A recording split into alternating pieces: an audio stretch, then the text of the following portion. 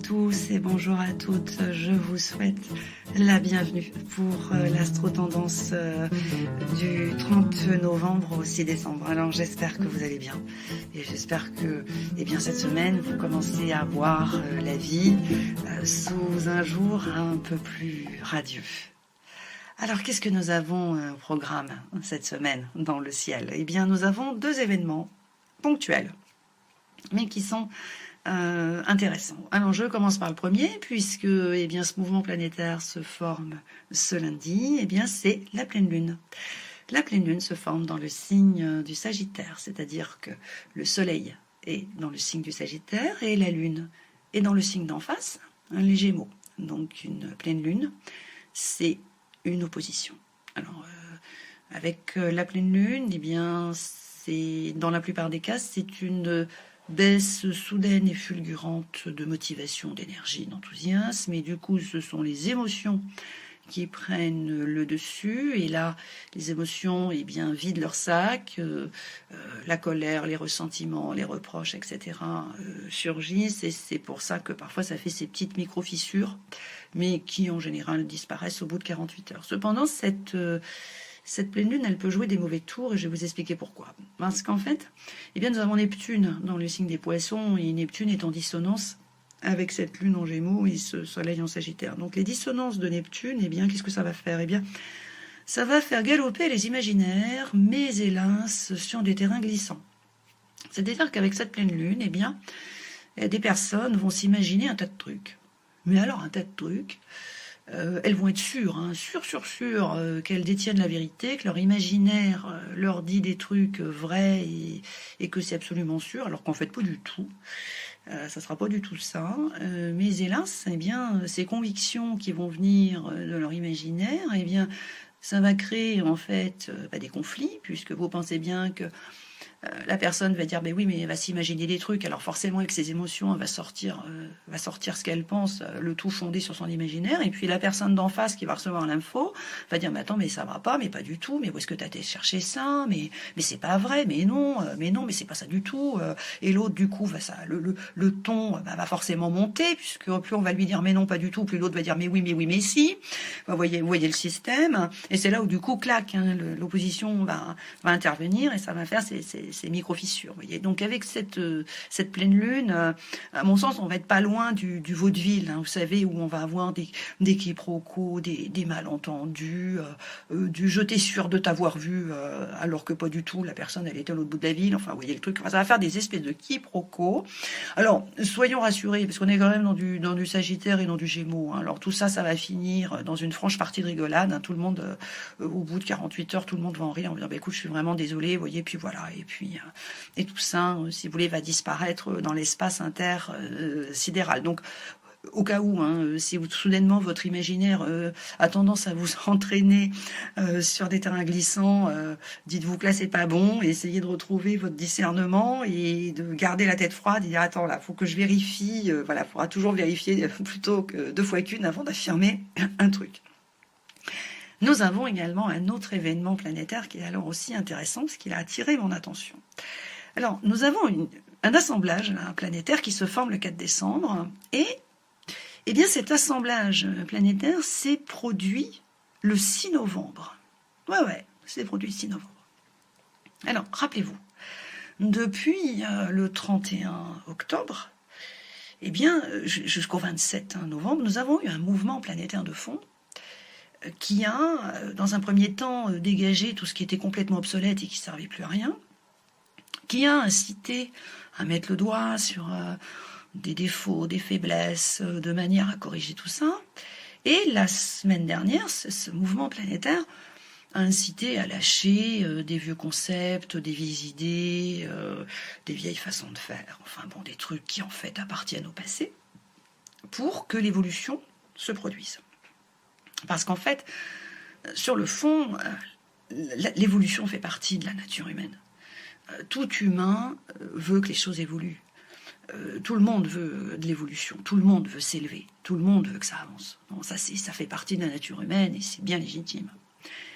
Mais pour que l'évolution se produise, il y a un cap à passer avant qui est de lâcher des vieux trucs. Il faut lâcher faut lâcher des vieilles idées, des vieilles façons de faire, parce que sinon l'évolution ne peut pas se produire. On ne peut pas évoluer avec des vieux trucs qui datent du passé, ça ne peut pas marcher. Donc la nature humaine en général le comprend assez bien, donc elle sent que bon, allez, il est temps de lâcher des vieux trucs. Hein. Vous savez, ça revient au même que quand on s'achète un nouveau meuble, on ne garde pas l'ancien. Bon, voilà, on met l'ancien dans le garage ou on le donne à quelqu'un et on installe le nouveau meuble. Voilà, ça c'est le système.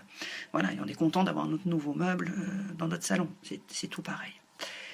Et bien, donc là, c'est cette combinaison planétaire là, qui se forme le 4 décembre. Elle s'adresse à des personnes qui, effectivement, ont un peu entendu le message aux alentours du 6 novembre, mais elles l'ont entendu. Mais bon, et en fait, au fur et à mesure des jours qui ont passé en novembre, eh bien, des peurs sont remontées. Et elles ont été animées de plus en plus par des peurs, des peurs, des peurs. Alors, et puis là, en fait, eh bien, ces personnes, elles sont aussi, elles réclament que les choses évoluent, mais elles ont peur. Alors, il y a 2 catégories de peurs. Il y a les peurs qui protègent d'une façon bénéfique. C'est-à-dire que la peur qui évite de faire des trucs qui mettraient en danger ou qui provoqueraient des désastres ou autres. Donc, vous voyez, c'est la peur où quand un événement se produit, on se dit « Oh là là, là le truc là, je le sens pas.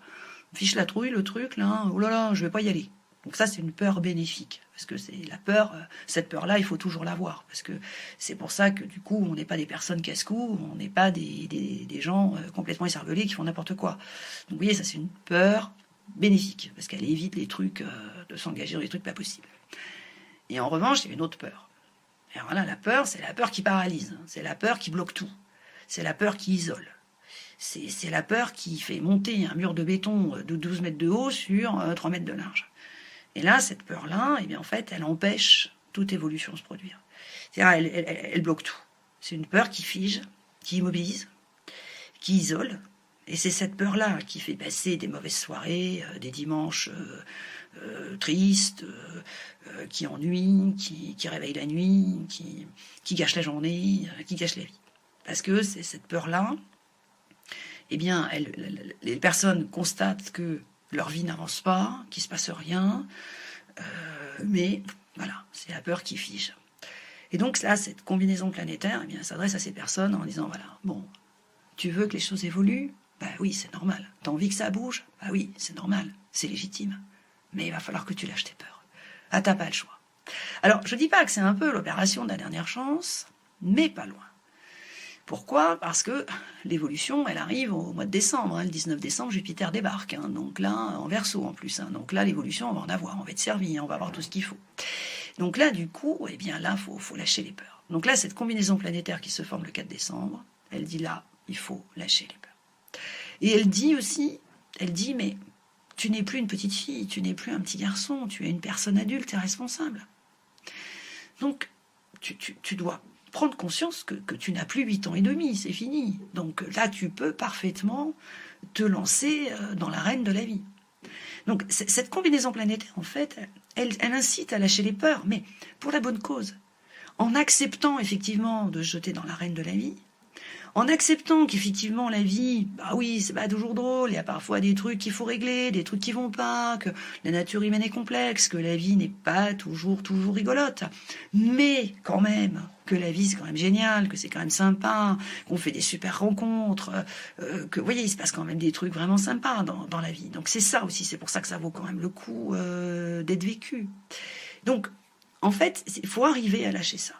Voilà, il faut arriver à lâcher ses peurs. Alors, c'est lâcher, si vous voulez, c'est dire à l'enfant intérieur, lâche ces mauvaises mémoires, ces mauvais souvenirs. Parce qu'en fait, ces peurs, elles proviennent de mauvais souvenirs, de mémoires du passé, d'événements qui ont été négatifs, désespérants, etc., mais qui font partie de la vie. Mais, voilà, en fait, tout ça, ça vient de là. Ça vient de mauvais souvenirs, de trucs pas très agréables, et qui, du coup, maintenant, les personnes ont peur que ça recommence.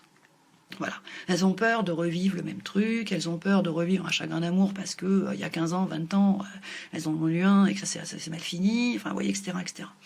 Donc, ce qu'il faut, voilà, c'est dire à l'enfant intérieur, lâche, de manière à ce que la divinité intérieure fasse son travail, ça vous deveniez vous-même. C'est-à-dire que là, on reprend la phrase clé, je suis ce que je suis. Et donc, en fait, en travaillant sur l'enfant intérieur et la divinité intérieure, c'est Ho'oponopono.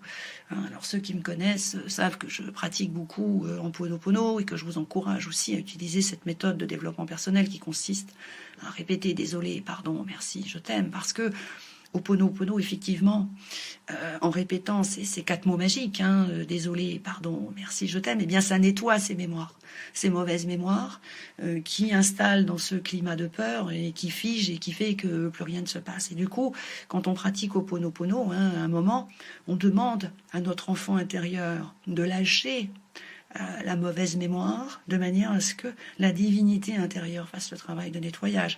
Et en faisant cela, eh bien, vous prenez le relais qui est je suis ce que je suis. C'est-à-dire que là, voilà, vous devenez une personne adulte et responsable, et aussi, en lâchant vos peurs, eh bien, ça vous incite aussi à bannir de votre vocabulaire le mot échec. Parce qu'en fait, l'échec, vous avez peur de l'échec. Voilà, vous avez peur de l'échec. Il faut bannir ce mot parce que remplacez-le par le mot expérience. Parce qu'effectivement, si vous êtes dans la logique de l'échec, personne n'a envie de vivre un échec. Alors ça, soyez rassurés, personne n'a envie de ça. Par contre, vivre une expérience, tout le monde a envie.